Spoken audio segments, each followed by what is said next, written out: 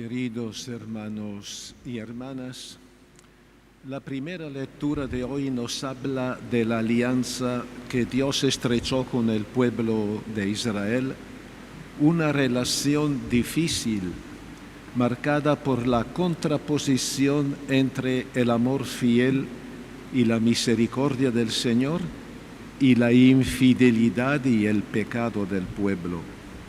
Todos los jefes de Judá, los sacerdotes y el pueblo multiplicaron sus infidelidades, imitando todas las abominaciones de los paganos. Como hemos escuchado, no se trata de un pecado eventual, sino de un estado arraigado de infidelidad y de idolatría, del abandono de la fe en el Dios verdadero para seguir a los ídolos con graves secuelas religiosas, pero también sociales. De hecho, en Israel, al dejar a un lado a Dios y a sus preceptos, se había instaurado un sistema social perverso, sin referencia moral, donde imperaban las luchas fratricidas, las divisiones, las injusticias y la opresión de los pobres. Esta situación se debe al hecho que la idolatría no solo nos separa de Dios, sino que es una terrible fuerza disgregadora de la sociedad. A pesar de tanta traición y de tanta maldad del pueblo, Dios, fiel a la alianza, intentó corregir ese rumbo equivocado. El Señor les llamó constantemente la atención por medio de sus mensajeros porque tenía compasión de su pueblo. Pero ellos dejaban a los mensajeros de Dios, despreciaban sus palabras y ponían en ridículo a sus profetas. Como hemos visto, el pueblo no solo hizo caso omiso a los profetas, sino que se burló de ellos y de la palabra de Dios, provocando la catástrofe total del país. El ejército invasor de los babilonios derribó las murallas de Jerusalén, la ciudad capital, destruyó el templo, símbolo de la religión y de la misma identidad del pueblo.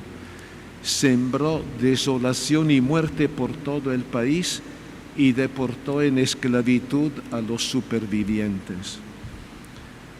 El potencial de muerte que encierra el pecado es aterrador. Arrastra a todos en el abismo, incluso a los inocentes. Y cuando la suerte de los judíos parecía echada para siempre, Dios se hizo presente como liberador por donde no se lo esperaba. Ciro, rey de Persia, por tanto un pagano, restituyó la libertad a los deportados y los devolvió a su tierra. Dios siempre está presente en la vida e historia del ser humano, tanto en el momento de oscuridad y debilidad como en el renacer de la esperanza. Este gesto de amor de Dios para con el pueblo elegido es un signo patente de su amor sin límites para con la humanidad entera. Él no nos quiere esclavos del pecado y de la muerte, por el contrario, quiere nuestra vida plena y libre de todo mal, como nos dice Jesús en el Evangelio de hoy. Sí, Dios amó tanto al mundo que entregó a su Hijo único para que todo el que cree en Él no muera, sino que tenga vida eterna. Dios amó tanto al mundo. No es una promesa futura o una esperanza, es un hecho seguro. Dios amó. Y la manifestación más sublime del gran amor con que Dios nos amó es la muerte y resurrección de Jesús, un amor dado gratuita y voluntariamente para nuestra salvación. Por eso son siempre palabras de Jesús. Dios no envió a su Hijo para juzgar al mundo, sino para que el mundo se salve por él. A Dios no interesa juzgar al mundo. El juicio está en nuestras manos. Siempre palabras de Jesús. El que cree en él no es condenado. El que no cree ya es condenado por sí mismo. El pecado que no tiene perdón no consiste tanto en una circunstancial caída en el mal por nuestra debilidad o por un error, sino en elegir consciente y libremente al mal y a las tinieblas y no creer en el amor de Dios, verdad y fuente de la vida. Dios envió a su Hijo para que el mundo se salve por él.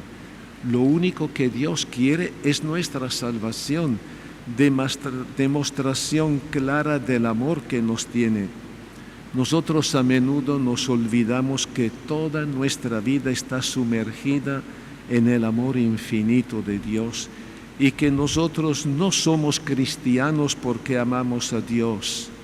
Somos cristianos porque creemos que Dios nos ama, un amor sellado en la cruz del Salvador.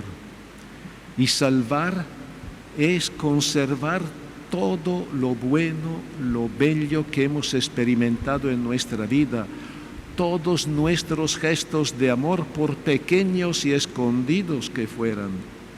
Una mano tendida y solidaria hacia el necesitado, una palabra de aliento al abatido, una espera paciente del hermano confundido, un dolor compartido con el enfermo y el sufrido, una actitud de respeto a la naturaleza y unas obras de justicia y de paz.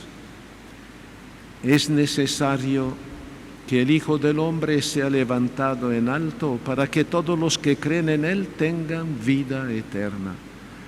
Con estas palabras Cristo nos dice que su cruz no es tanto un signo de humillación, de sufrimiento y de dolor, lo es, pero sobre todo es un signo eminente de amor. Sus brazos extendidos que ofrecen acogida y vida para todos deberían despertar en nosotros sentimientos de gratitud y compromiso de reafirmar nuestra fe en Él, conscientes que la vida eterna depende de nuestra aceptación o rechazo del amor de Dios revelado en Cristo. Cuando yo sea elevado de la tierra, atraeré a todos hacia mí. Elevado en la cruz, pero elevado en la gloria del Padre, la gloria del resucitado, porque la resurrección está íntimamente unida a la cruz, no podemos separarlas. El Hijo de Dios clavado en la cruz cambia nuestra imagen de un Dios juez implacable e inmisericordia y por la de un Padre misericordioso que nos ama y que siempre está dispuesto a perdonarnos y a reanudar su amistad con nosotros. San Pablo en la carta a los cristianos de Éfeso nos invita a todos a elevar nuestra mirada hacia Cristo crucificado, a dejarnos atraer por Él y a ver en su figura doliente el rostro verdadero del Padre. Dios, que es rico en misericordia, por el gran amor con que nos amó, precisamente cuando estábamos muertos a causa del pecado, nos hizo revivir en Cristo, nos hizo revivir. A partir de esta verdad, Jesús nos da una indicación importante para que encontremos la luz y la vida. Todo el que obra mal odia la luz y no se acerca a él. El que obra conforme a la verdad se acerca a la luz. Jesús nos pide a cada uno de nosotros obrar conforme a la verdad y a la voluntad de Dios, dando un testimonio coherente de los auténticos valores evangélicos de la solidaridad, la justicia y la paz, tanto en nuestra vida personal y comunitaria como en la social. Obrar conforme a la verdad no parece ser el parámetro con que se actúa en nuestro tiempo, en nuestro país, por el clima de confrontación que vivimos entre todos y por el ánimo de revancha de grupos de poder ante los hechos de fin de año del 2019.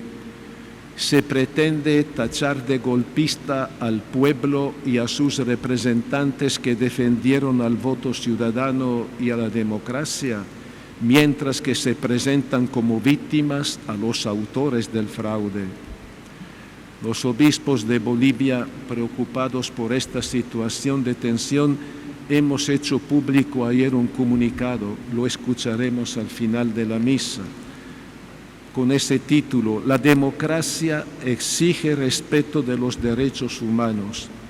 En él denunciamos la persecución política y la aprehensión de exautoridades y hacemos un llamado al respeto del debido proceso y la inmediata puesta en libertad de los detenidos.